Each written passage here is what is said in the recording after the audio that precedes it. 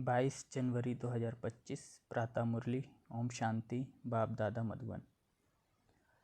मीठे बच्चे, यह अनादि बना बनाया ड्रामा है। यह बहुत अच्छा बना हुआ है। इसके पास्ट, प्रेजेंट और फ्यूचर को तुम बच्चे अच्छी तरह जानते हो। प्रश्न: किस कशिश के आधार पर सभी आत्माएं तुम्हारे पास खिंची हुई आएंगी? उत्तर है पवित्रता और योग की कशिश के आधार पर। इसी से ही तुम्हारी वृद्धि होती जाएगी। आगे चलकर बाप को फट से जान जाएंगे, देखेंगे इतने ढेर सब वर्षा ले रहे हैं तो बहुत आएंगे। जितनी देरी होगी उतनी तुम्हारे में कशिश होती जाएगी। ओम शांति। रूहानी बच्चों को यह तो मालूम है कि हम आत्माएं परम धाम से आती हैं। बुद्धि में है ना, जब सभी आत्माएं आ करके पूरी होती हैं, बाकी थोड़े रहते हैं, तब बाप आते हैं। अभी तुम बच्चों को कोई को भी समझाना बहुत सहज है। दूर देश का रहने वाला सबसे पिछाड़ी में आते हैं, बाकी थोड़े रहते हैं। अभी तक भी वृद्धि होती रहती है ना। यह भी जानते हो बाप को कोई भी जानते नहीं है, तो फिर रचना के आदि मध्य अंत को कैसे जानेंगे? यह बेहद का ड्रामा है ना, तो ड्रामा के एक्टर को मालूम होना चाहिए, जैसे हद के एक्टर्स को भी मालूम होता है फलाने फलाने को यह पार्ट मिला हुआ है। जो चीज़ पास्ट हो जाती है उनका ही फिर छोटा ड्रामा बनाते हैं। फ्यूचर का तो बना न सके, पास्ट जो हुआ उसे लेकर और कुछ कहानियाँ भी बनाकर ड्रामा तैयार करते हैं, वही सबको दिखाते हैं। फ्यूचर को तो जानते ही नहीं। अभी तुम समझते हो बाप आया है, स्थापना हो रही है, हम वर्षा पा रहे हैं। जो जो आते रहते हैं उनको हम रास्ता बताते हैं। देवी देवता पद पाने, यह देवताएं इतने ऊंच कैसे बने, यह भी किसको पता नहीं है। वास्तव में आदि सनातन तो देवी देवता धर्म ही है। अपने धर्म को भूल जाते हैं तो कह देते हैं हमारे लिए तो सब धर्म एक ही है। अब तुम बच्चे जानते हो बाबा हमको पढ़ा रहे हैं। बाप के डायरेक्शन से ही चित्र आदि बनाए जाते हैं। बाबा दिव्य दृष्टि से चित्र बनवाते थे, कोई तो फिर अपने बुद्धि से भी बनाते हैं। बच्चों को यह भी समझाया है, यह जरूर लिखो पाठधारी एक्टर तो हैं, परंतु क्रिएटर, डायरेक्टर आदि को कोई नहीं जानते। बाप अब नए धर्म की स्थापना कर रहे हैं, पुराने से नई दुनिया बननी है। यह भी बुद्धि में रहना चाहिए। पुरानी दुनिया में ही बाप आकर के तुमको ब्राह्मण बनाते हैं, ब्राह्मण ही फिर देवता बनेंगे। युक्ति देखो कैसी अच्छी है। भले यह है अनादि बना बनाया ड्रामा, परंतु बना बहुत अच्छा है। बाप कहते हैं तुमको गोही गोही बातें नित्य सुनाता रहता हूँ। जब विनाश शुरू होगा तो तुम बच्चों को पास्ट की सारी हिस्ट्री मालूम होगी। फिर सतयुग में जाएंगे तो पास्ट की हिस्ट्री कुछ भी याद नहीं रहेगी। प्रैक्टिकल एक्ट करते रहते हो, पास्ट का किसको सुनाएंगे? या लक्ष्मी नारायण पास्ट को बिल्कुल जानते नहीं। तुम्हारी बुद्धि में तो पास्ट प्रेजेंट फ्यूचर सब है। कैसे विनाश होगा, कैसे राजाई होगी, कैसे महल बनेंगे तो जरूर ना। स्वर्ग की सीनरियाँ ही अलग हैं। जैसे जैसे पाठ बजाते रहेंगे मालूम पड़ता जाएगा। इसको कहा जाता है खूने नाहक खेल। नाहक नुकसान होता रहता है ना। अर्थक्वेक होती है, कितना नुकसान होता है। बॉम्ब्स फेंकते हैं, यह नाहक है ना। कोई कुछ करता थोड़े ही है। विशाल बुद्धि जो है वह समझते हैं विनाश बरोबर हुआ था, जरूर मारा मारी हुई थी, ऐसा खेल भी बनाते हैं। यह तो समझ भी सकते हैं कोई समय किसकी बुद्धि में टच होता है। तुम तो प्रैक्टिकल में हो, तुम उस राजधानी के मालिक भी बनते हो। तुम जानते हो अभी उस नई दुनिया में चलना जरूर है। ब्राह्मण जो बनते हैं ब्रह्मा द्वारा या ब्रह्मा कुमार कुमारियों द्वारा नॉलेज लेते हैं तो वह आ जाते हैं। रहते तो अपने घर गृहस्थ में है ना। बहुतों को तो जान भी ना सको।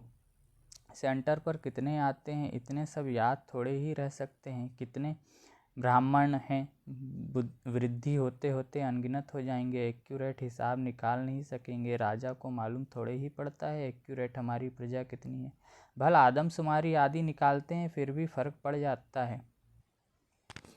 अब तुम भी स्टूडेंट, यह भी स्टूडेंट है। सब भाइयों आत्माओं को याद करना है। एक बाप को छोटे बच्चों को भी सिखलाया जाता है, बाबा बाबा कहो। यह भी तुम जानते हो आगे चलकर बाप को फट से जान जाएंगे, देखेंगे इतने ढेर सब वर्षा ले रहे हैं तो बहुत आएंगे। जितना देरी होगी उतना तुम्हारे में कशिश होती जाएगी। पवित्र बनने से कशिश होती है, जितना योग में रहेंगे उतना कशिश होगी। औरों को भी खींचेंगे, बाप भी खींचते हैं ना। बहुत वृद्धि को पाते रहेंगे, उसके लिए युक्तियाँ भी रची जा रही है। गीता का भगवान कौन? श्री कृष्ण को याद करना तो बहुत सहज है, वह तो साकार रूप है ना। निराकार बाप कहते हैं मामेकम याद करो, इस बात पर ही सारा मदार है। इसलिए बाबा ने कहा था इस बात पर सबसे लिखाते रहो। बड़ी बड़ी लिस्ट बनाएंगे तो मनुष्यों को पता पड़ेगा। तुम ब्राह्मण जब पक्के निश्चय बुद्धि होंगे, झाड़ वृद्धि को पाता रहेगा। माया के तूफान भी पिछाड़ी तक चलेंगे। विजय पाली, फिर ना पुरुषार्थ रहेगा ना माया रहेगी। याद में ही बहुत करके हारते हैं। जितना तुम योग में मजबूत रहेंगे उतना हारेंगे नहीं।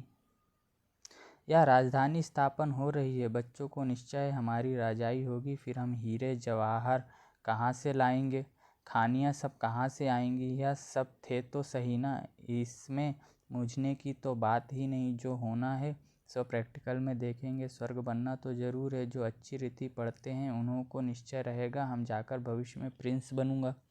हीरे जवाहरों के महल होंगे, यह निश्चय भी सर्विसेबल बच्चों को ही होगा। जो कम पद पाने वाले होंगे उनको तो कभी ऐसे ऐसे ख्याल आएंगे भी नहीं कि हम महल आदि कैसे बनाएंगे। जो बहुत सर्विस करेंगे वही महलों में जाएंगे ना। दास दासियाँ तो तैयार मिलेंगे, सर्विसेबल बच्चों को ही ऐसे ऐसे ख्याल आएंगे। बच्चे भी समझते हैं कौन कौन अच्छी सर्विस करने वाले हैं।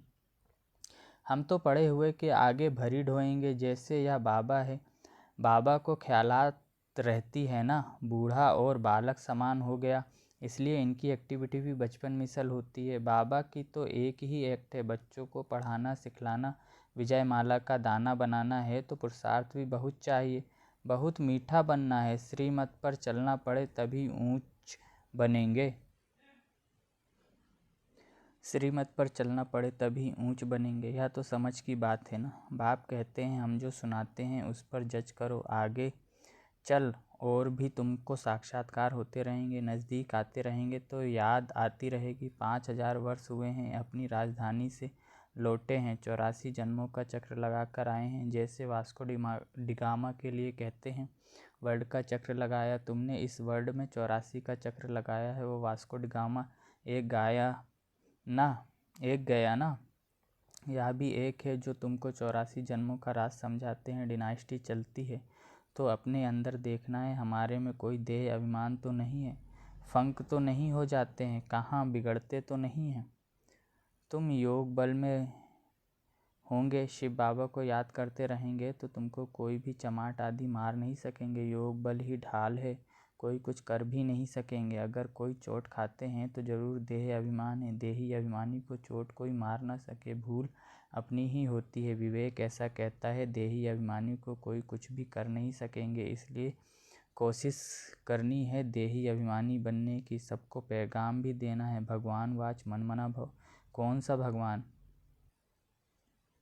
यह भी तुम बच्चों को समझाना है। बस इस एक ही बात में तुम्हारी विजय होनी है। सारी दुनिया में मनुष्यों की बुद्धि में श्री कृष्ण भगवान वाच है। जब तुम समझते हो तो कहते हैं बात तो बरोबर है, परंतु जब तुम्हारे मुआफिक समझें तब कहें बाबा जो सिखलाते हैं वह ठीक है। श्री कृष्ण थोड़े ही कहेंगे मैं एक ऐसा हूँ, मेरे को कोई जान नहीं सकते। श्री कृष्ण को तो सब जान ले वे। ऐसे भी नहीं है कि श्री कृष्ण के तन में भगवान कहते हैं, नहीं, श्री कृष्ण तो होता ही है सतयुग में, वहाँ कैसे भगवान आएंगे। भगवान तो आते ही हैं पुरुषोत्तम संगम युग पर। तो तुम बच्चे बहुतों से लिखाते जाओ, तुम्हारी ऐसी बड़ी चौपड़ी छपी हुई होनी चाहिए, उसमें सबकी लिखत हो। जब देखेंगे यह तो इतने सब ने ऐसा लिखा है तो खुद भी लिखेंगे, फिर तुम्हारे पास बहुतों की लिखत हो जाएगी। गीता का भगवान कौन है, ऊपर में भी लिखा हुआ हो कि ऊंच से ऊंच बाप ही है। श्री कृष्ण तो ऊंच से ऊंच है नहीं, वह कह ना सके कि मामेकम याद करो, ब्रह्मा से भी ऊंच से ऊंच भगवान है ना। मुख्य बात ही यह है जिसमें सबका देवाला निकल जाएगा। बाबा कोई ऐसे नहीं कहते कि यहाँ बैठना है, नहीं, सदगुरु को अपना बनाए फिर अपने घर में जाकर रहो।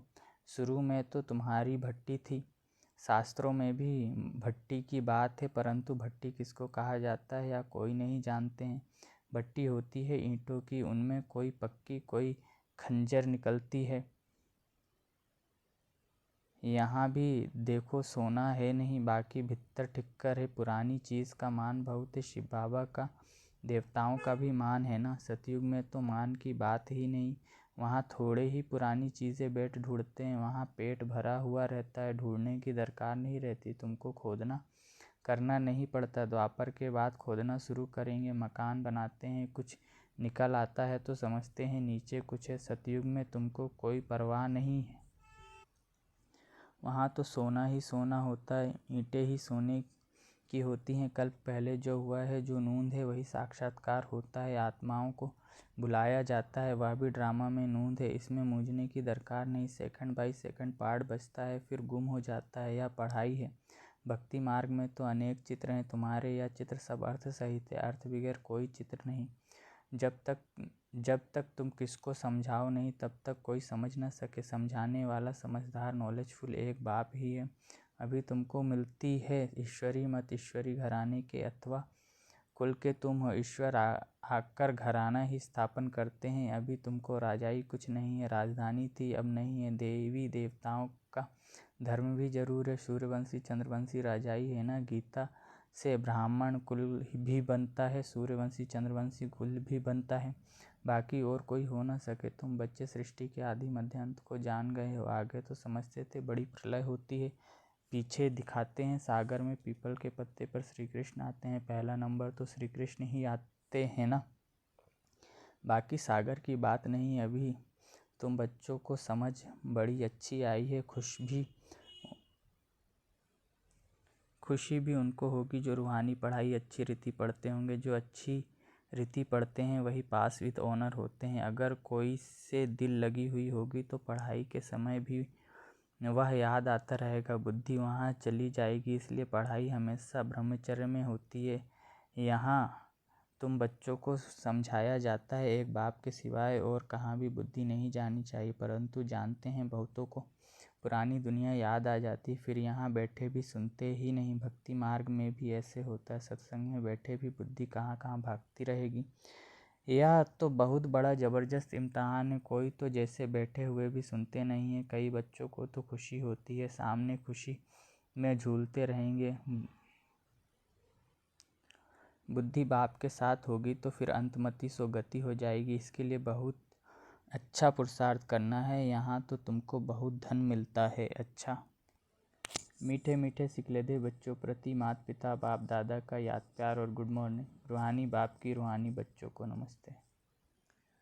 मुझ रूहानी बच्चे की रूहानी माता पिता मम्मा बाबा बाप दादा को याद प्यार गुड मॉर्निंग और नमस्ते। शुक्रिया बाबा, शुक्रिया आपका पद्मा पदम गुना शुक्रिया।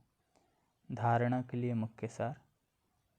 पहला है, विजय माला का दाना बनने के लिए बहुत अच्छा पुरुषार्थ करना है, बहुत मीठा बनना है, श्रीमत पर चलना है।